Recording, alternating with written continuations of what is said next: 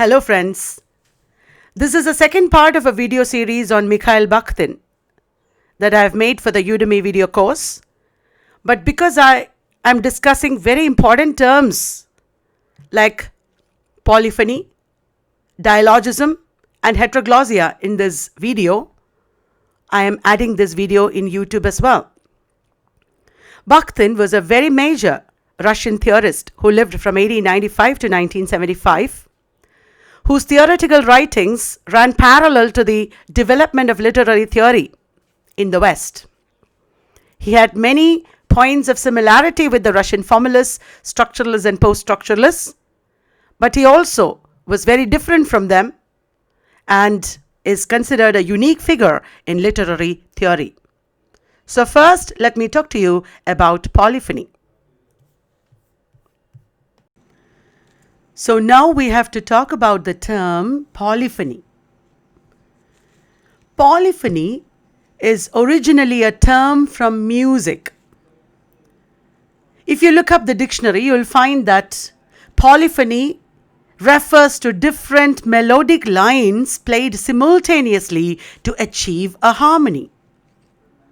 Many lines of music or many strains of music coming together to create a harmony. Bakhtin says that polyphony is a unique characteristic of prose literature.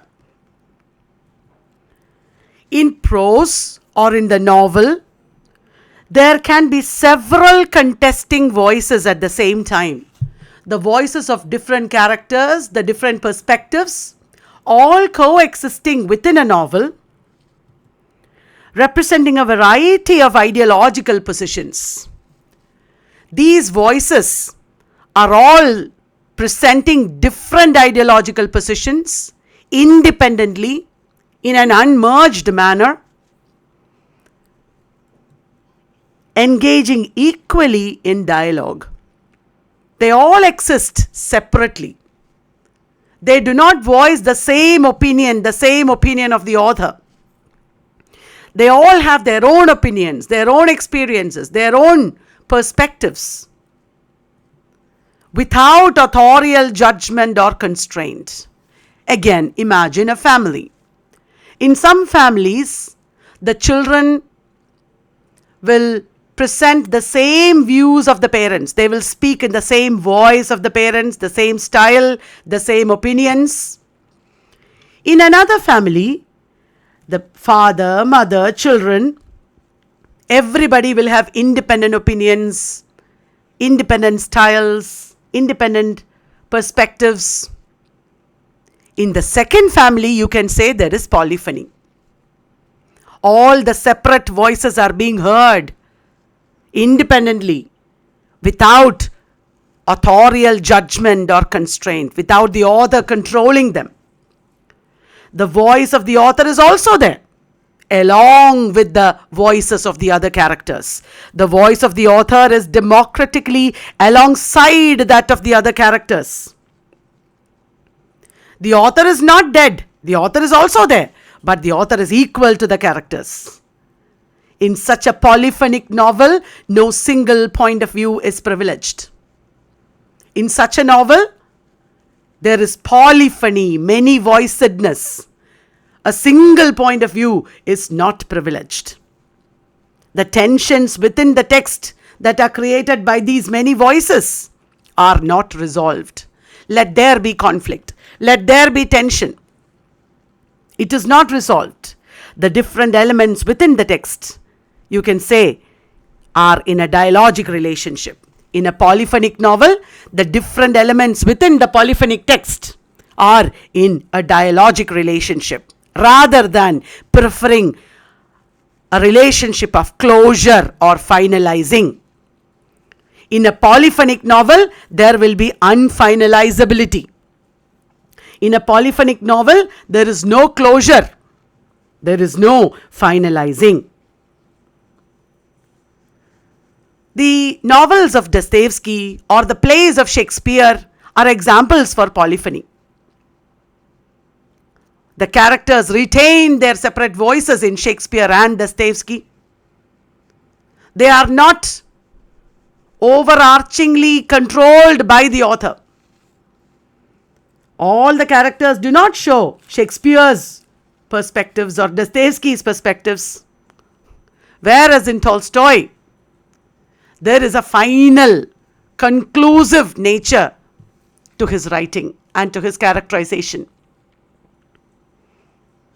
Look at the first sentence of Anna Karenina. The first sentence of Anna Karenina presents a finalizability. There is no scope for debate. There is no scope for another perspective. What is the opening line? Do you remember? Happy families are all alike. Every unhappy family is unhappy in its own way. That sentence is like the final word of the author.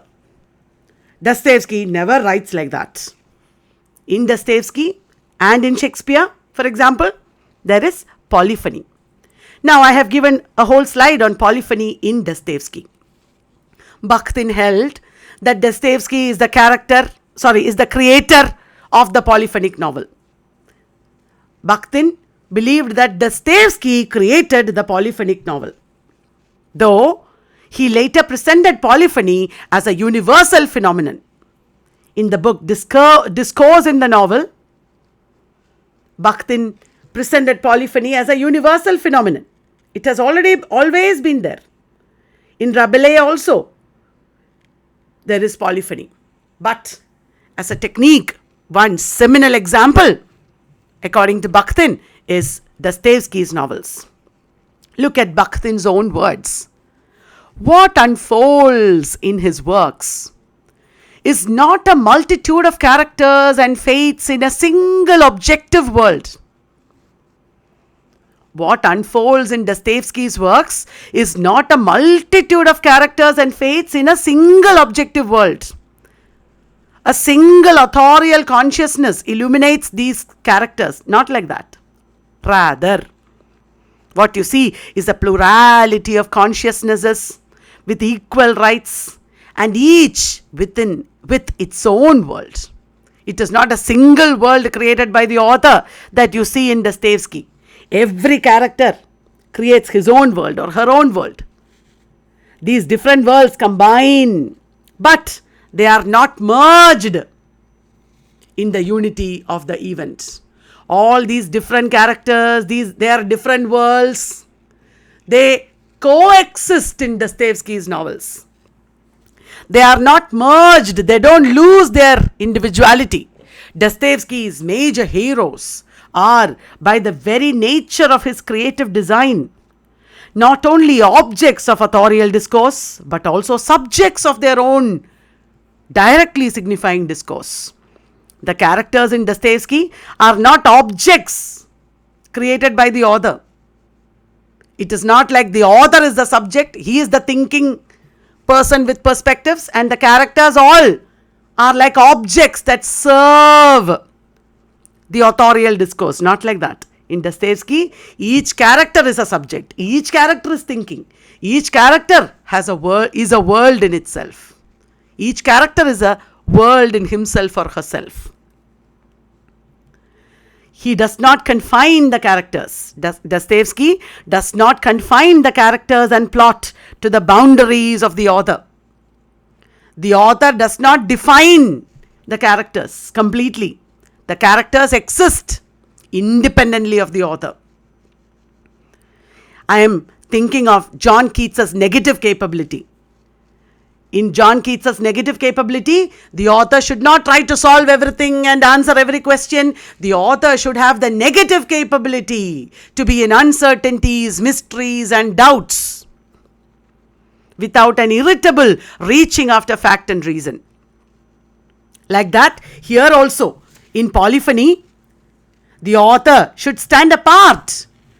Like in impersonality theory of modernism, the author should stand apart, not trying to solve everything, not trying to control the characters and plot. The author should not confine the characters and plot to the boundaries of his own thoughts and ideas. Dostoevsky does not make the characters the mouthpieces of the author, whereas in Tolstoy, characters are mouthpieces of the author.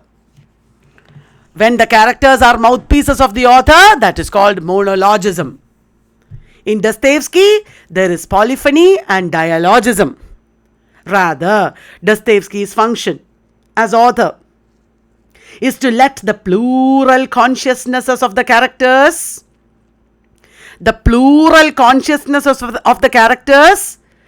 are allowed to participate independently in their own terms. The author does not interfere. Like in impersonality theory, like in negative capability, Dostoevsky's function is to let the plural consciousness of the characters to participate independently in their own terms, speak in their own voices, and create a multi-voiced reality. That is polyphony, and in a polyphonic novel, characters are engaged in a dialogic relationship. What is dialogism? The polyphony of independent, unmerged voices. Sorry, I should have written unmerged. It is spelled autocorrect, I think. In a polyphonic novel, the polyphony of independent, unmerged voices are in a dialogic relationship. Independent, unmerged voices are there in the novels of Dostoevsky. They are in a dialogic relationship where all voices are equal, none of them is right or none of them is wrong. In a very democratic manner, they coexist. Dialogism is an almost universal phenomenon, permeating all human speech. In all our speeches, there is dialogism. There are many perspectives, many ideas coexisting. In all relationships, there is dialogism. In the relationship between a husband and a wife, there is dialogism. Within a family, there is dialogism. Otherwise, it will be a very oppressive relationship. If one person dominates, one person oppresses, if one person controls and decides everything, that is not dialogism. Both people in a relationship should coexist equally. Both of them should decide. Both of them should compromise. Both of them should adjust. They should be sharing, give and take. That is dialogism. Dialogism is an almost universal phenomenon, permeating all human speech and all relationships and manifestations of human life. There is dialogism in everything that has meaning and significance. In 1984, the problem is that there is no dialogism. There is no giving and taking. It's a one-way relationship. The party decides and the people have to obey. That's all. Our family should not be like that. Our nation should not be like that. Dialogism refers to the various levels of communication between utterances, between works of literature and authors. When I talk about dialogism, I am making an utterance about it. This video that I am making is an utterance on dialogism. It's my interpretation of dialogism. It is based on my experiences, my examples, my perspectives. My utterance or video on dialogism is in a dialogic relationship with all the other videos on dialogism that are in the internet, with all the other professors who are teaching dialogism, with all the other books on dialogism, with Bakhtin's own writings on dialogism. All these utterances are in a dialogic relationship. Which is the one video that I should watch? Which is the one book that I should read? Don't ask. You should read all books. All these books are in a dialogic relationship. From every book you will get a new thing. You will get something different. I already know dialogism, that idea. I don't want to read anything more. Don't think like that. You can never know completely.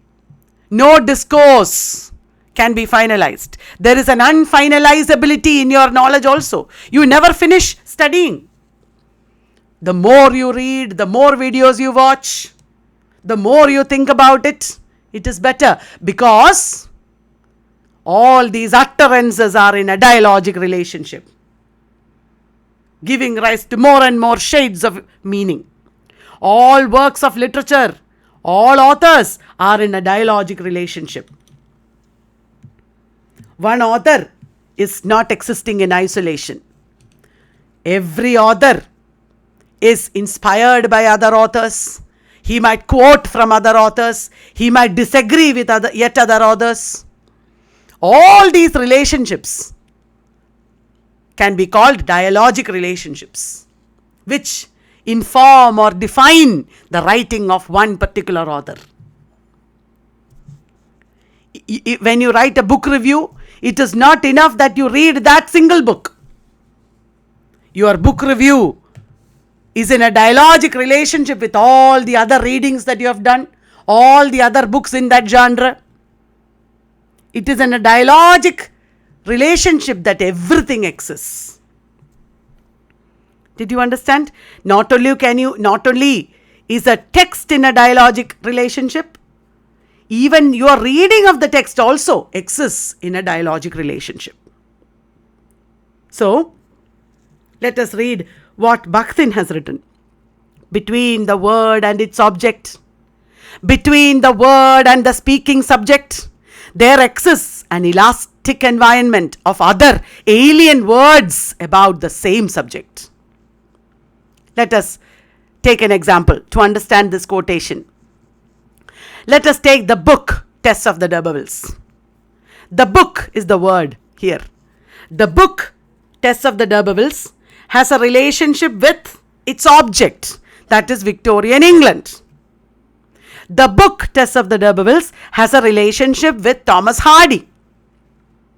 Between the book and the society, between the book and its author, between the book and its reader, there exists an elastic environment, ever-changing environment of other alien words about the same object.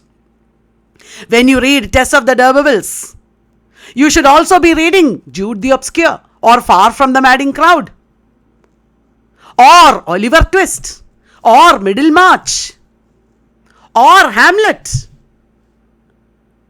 All these other books are in a dialogic relationship with Tess of the D'Urbervilles. Your reading of Hamlet will make you understand more about English literature and English culture. Your reading Oliver Twist will help you understand about Victorian society.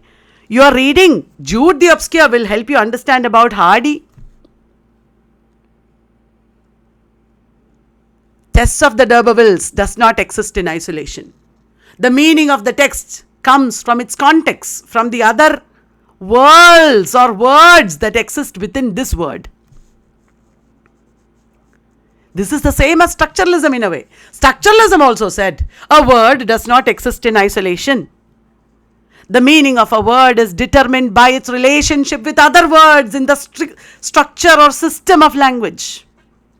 More or less, that is also what dialogism is, but different. Not exactly the same. So, between the word and its object, between the word and the speaking subject, there exists an elastic environment of other alien words about the same object. When I say pen, between the word pen and the object pen, between the word pen and me, there is an environment of other words, of paper, of pencil, of book, of exam, of marks, of my mother, because my mother always scolds me if I don't get marks, my teacher. The word pen is informed by not only pencil, paper, table, exam, mother, teacher. So many words, relationships exist in this elastic environment, in this ever-changing environment that inform the meaning of the word pen. Dialogic relationship. But even when the author's intention in the text is monologic, it can still be read dialogically, that text. Even if the author does not want a lot of multiplicity of voices in his text or anything. Even when Tolstoy writes a monologic text, it is possible that you read Tolstoy's text dialogically. Reading can also be dialogic.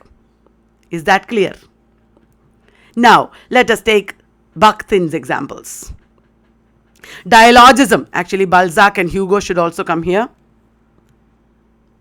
Hey, what did I do? How will I correct it? I will show you. Easy correction. Ting, ting, ting. Correct. Okay. Now let us see what is here.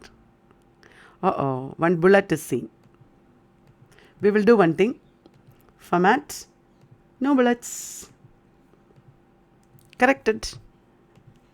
Now there is no confusion. Dialogism. Examples. Dostoevsky. Because in Dostoevsky, characters speak in their own stead. There is polyphony. And the many voices are in a dialogic relationship. They all exist independently without merging.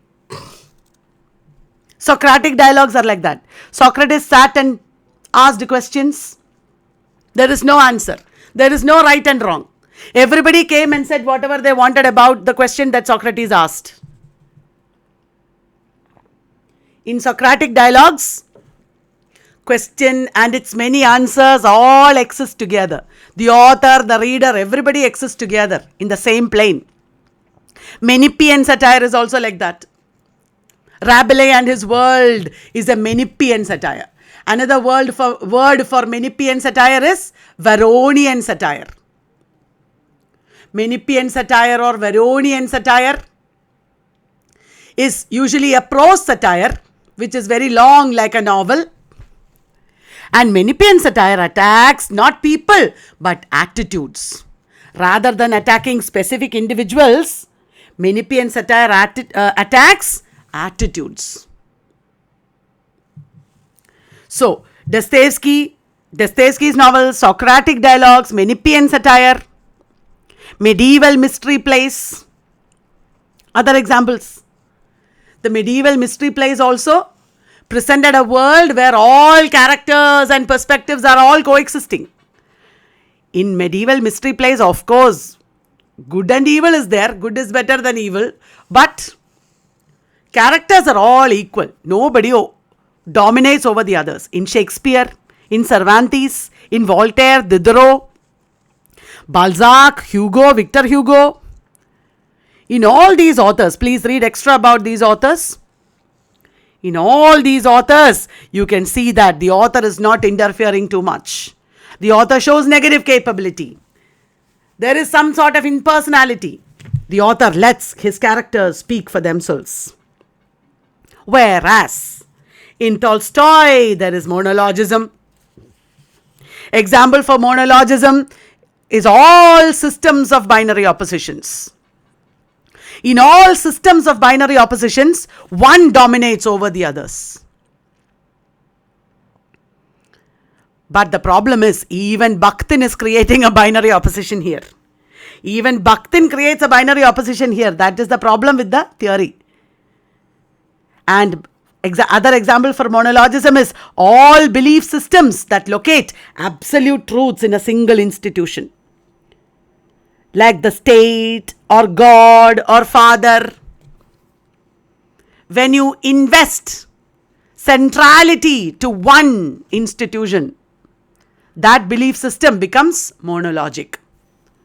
The Christian religion, for example, believes in one God that is true and good and perfect. And that is monologism. When Satan questions God, and when Milton shows Satan also as a hero in Paradise Lost, there is dialogism at work in Paradise Lost.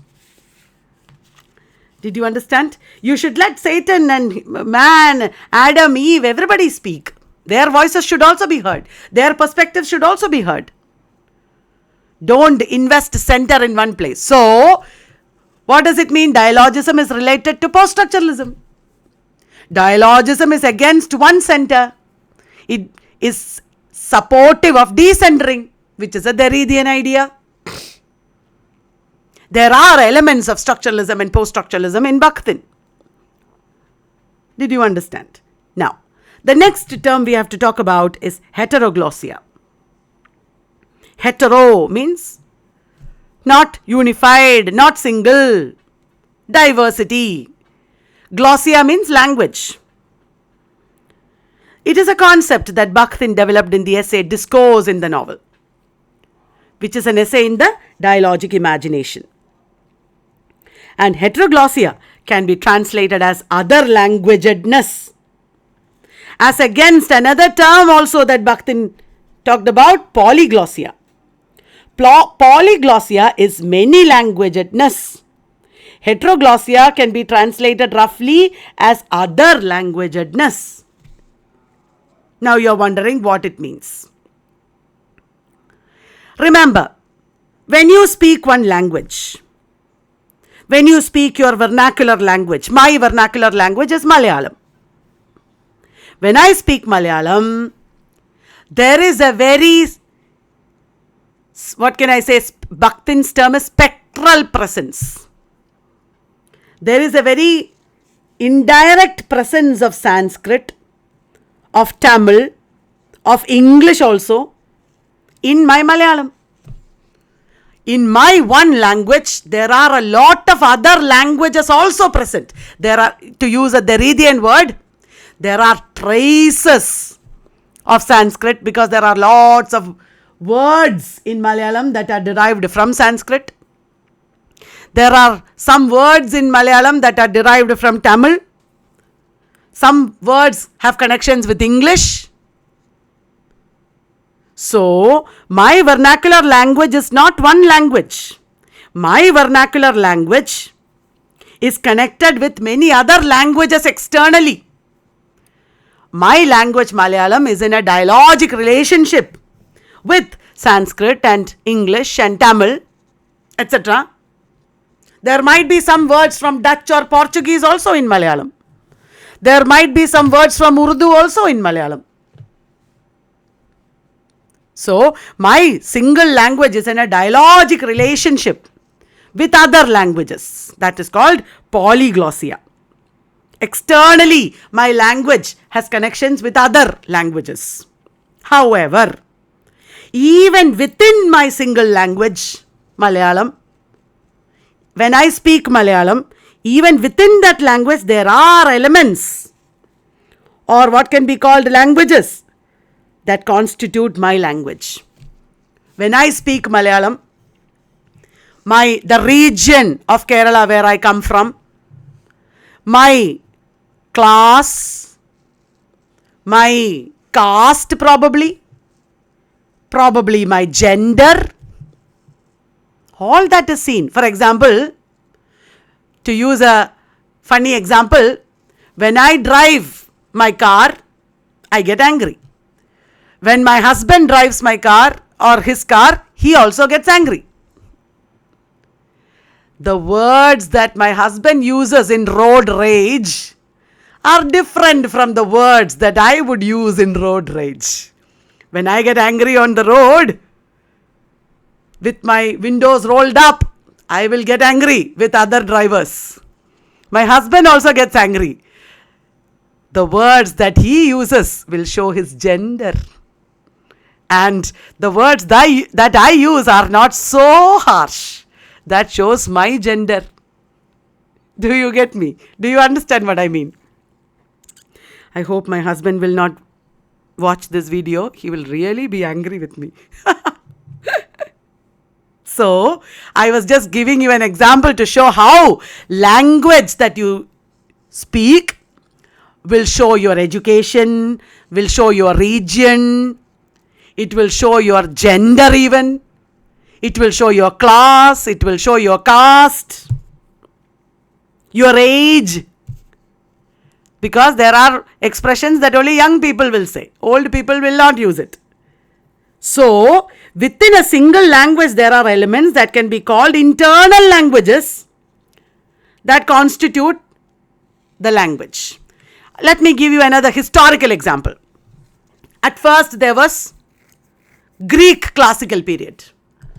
There were many city-states in Greece, over 100 city-states, I think, small states, all spoke Greek language. And Greek language and culture became very powerful across the Asia Minor. At that time, Roman Empire was formed.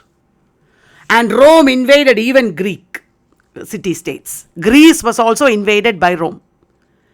Latin became the lingua franca, or the most important language. But in imperial Latin, there is the spectral presence of Greek. Imperial Latin of the Roman Empire shows elements of Greek. That is polyglossia. Heteroglossia is internal. Polyglossia is external. Let me explain heteroglossia now. A single unitary language is actually comprised of a multiplicity of what can be called languages. In a text, when the language you read of Hardy, you also hear in his language the farming class or the peasant class of Wessex, that region is there in the language, that class is there in the language. The period is there in the language. The Victorian period, after the Industrial Revolution, just before the Industrial Revolution, coming of railway, that is the period that he depicts.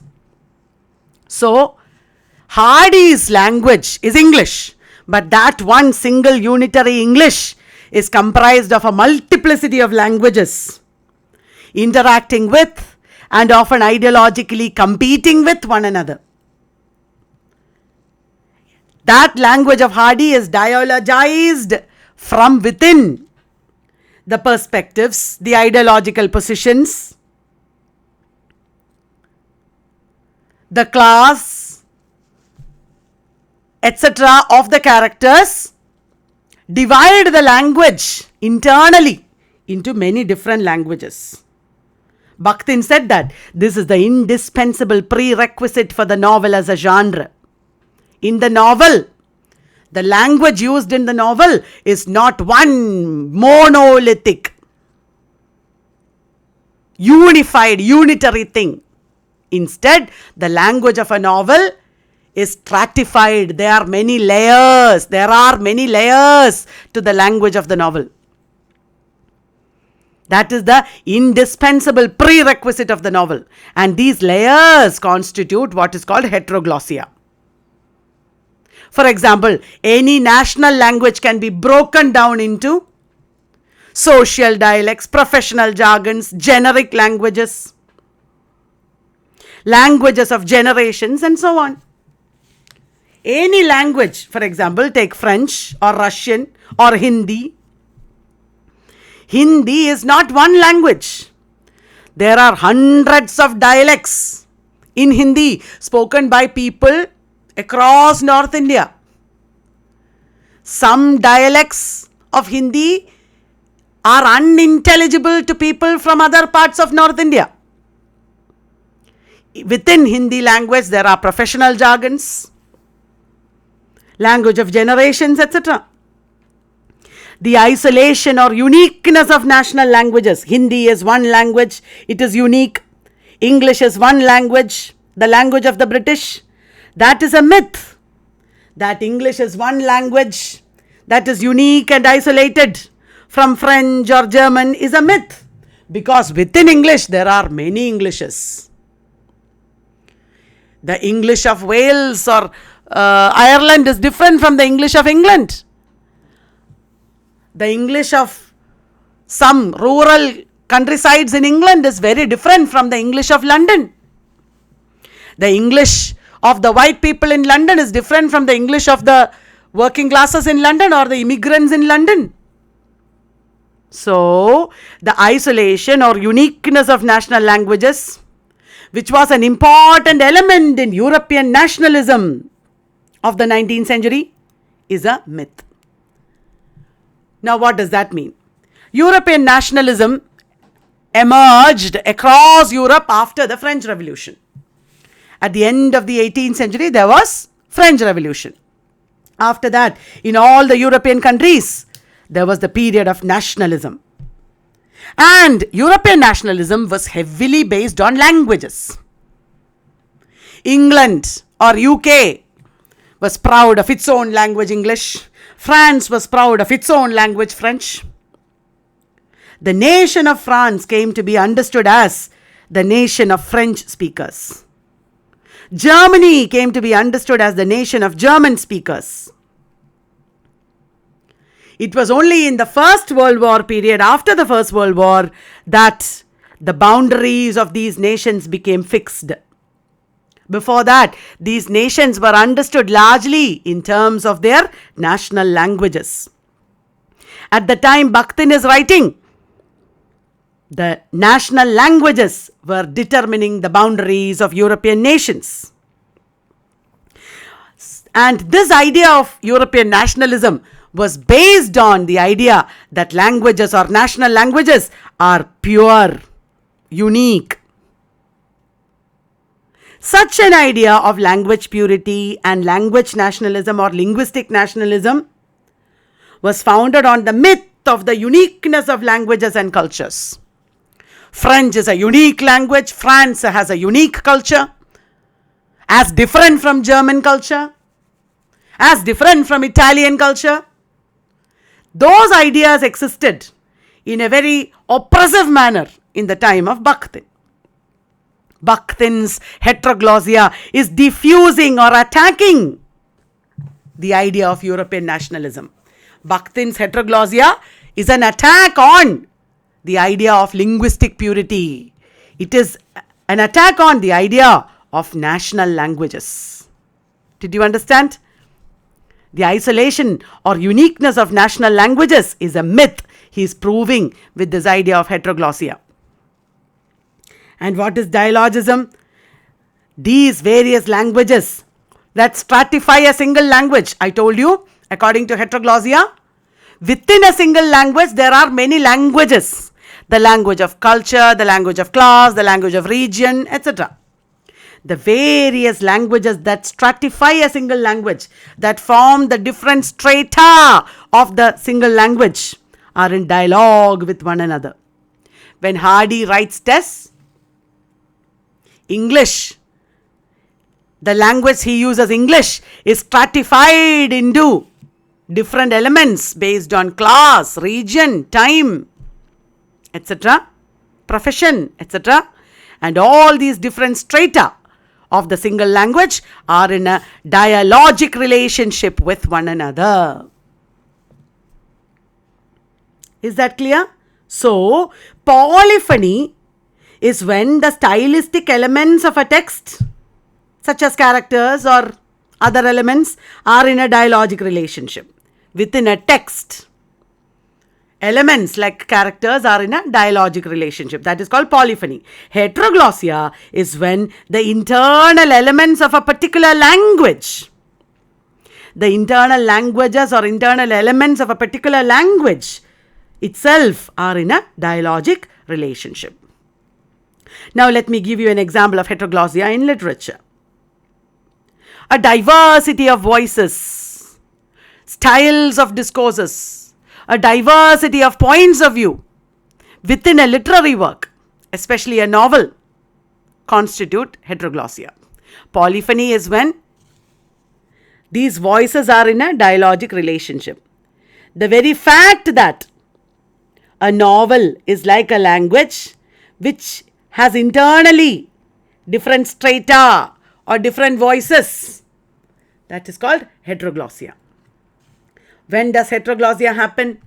Heteroglossia happens when characters or narrators in a novel use different styles of speech. One character coexisting with another character democratically. That is called polyphony. The different voices of the characters should coexist in polyphony. Heteroglossia is when one character, the language of one character itself, is existing in different levels. The language of the character or the narrator will change. It will show elements of his class and caste and education and region. One character itself will use different styles of speech. When the character is speaking in his family, the character will speak like this. When the character is speaking about politics, he will speak in another language. When the character is speaking to his beloved, he will speak in a different language, in a different style. That is called heteroglossia. Narrators sometimes switch between different registers within a text. That happens in James Joyce, for example. Narrators switch between different registers within a text. A narrator will not speak in the same way from beginning till end. Or the speeches of the characters will change depending on factors like age, occupation, nationality, social class, etc. These changes in speeches or the different strata in which the character's speeches exist, that is also called heteroglossia. What does heteroglossia show? It shows that the language of a text is not neutral.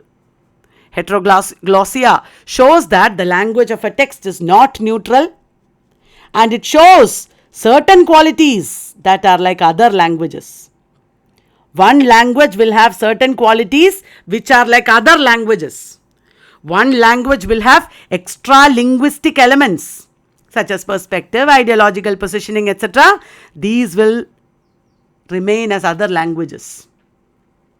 You know one character as a very peaceful man, but in one occasion he is suddenly speaking in a very different way. His language is showing a very different element. There is heteroglossia at work there.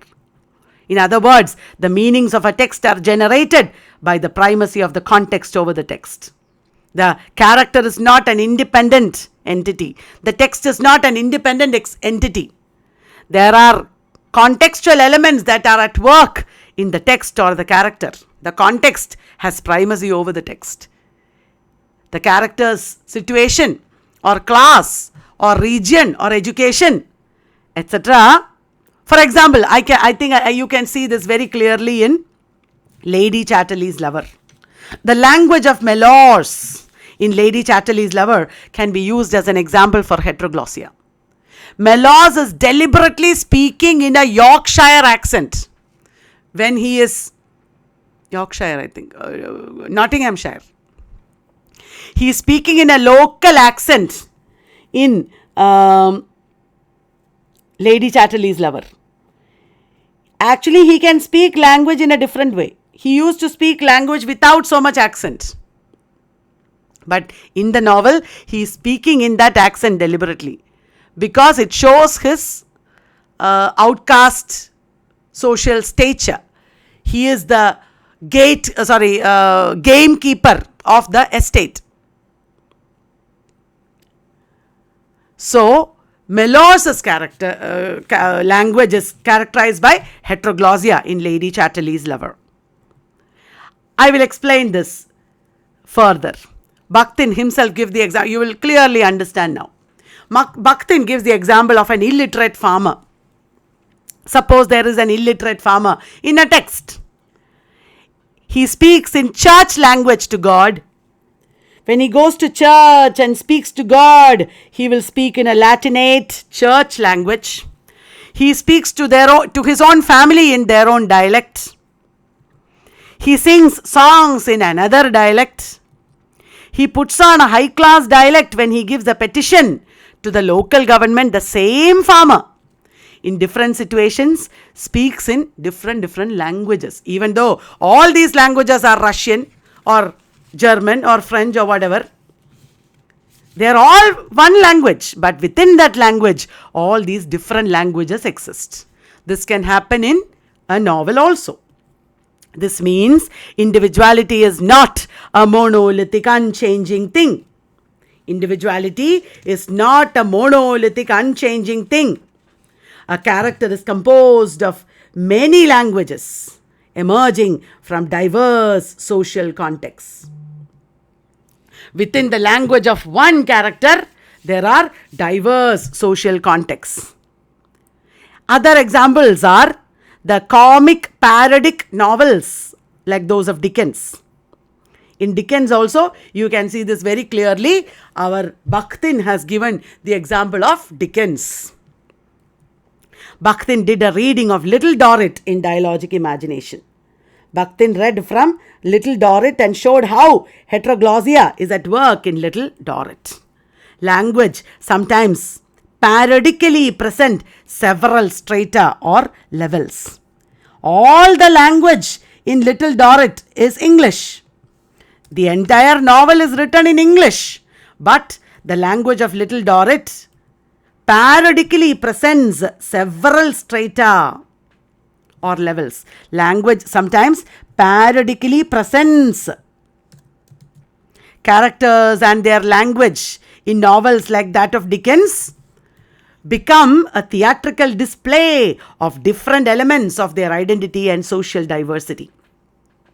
The characters and their language become a theatrical display, a dramatic display of different elements of their identity, such as class and social diversity.